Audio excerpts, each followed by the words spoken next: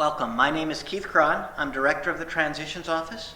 I oversee the Beyond Categorical Thinking workshops that are a part of the search process, which I also oversee. It's a delight to be here with you today.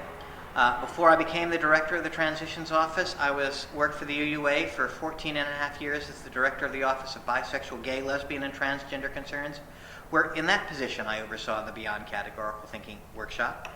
In the last 16 years, I've done over 125 Beyond Categorical Thinking workshops and have visited over 450 Unitarian Universalist congregations in my 16 and a half years at the UUA.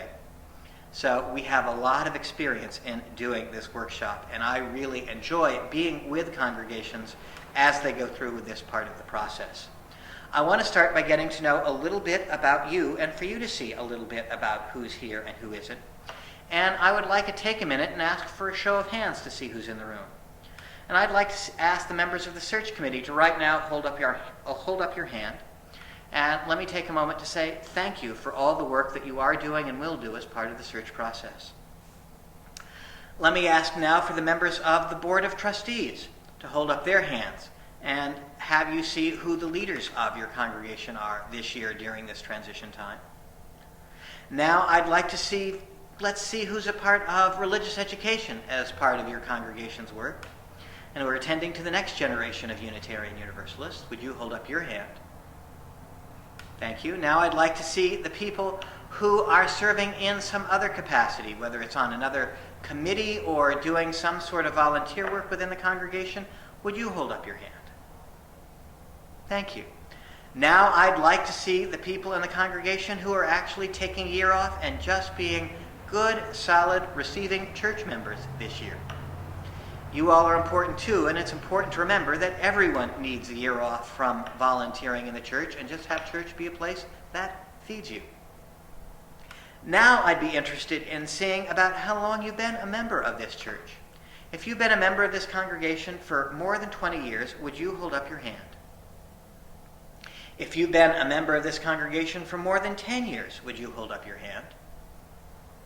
If you've been a member of the congregation for less than 5 years, would you hold up your hand? And if you've been a member of the congregation for between 5 and 10 years, would you hold up your hand?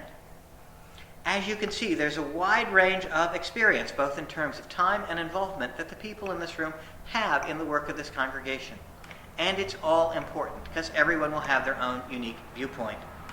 One of the interesting things that we've learned in having done this workshop for the last 20 years is that there are some interesting regional differences. For example, if you're in a New England congregation, the number of people who've been longtime members is generally a higher percentage than it is in the rest of the country.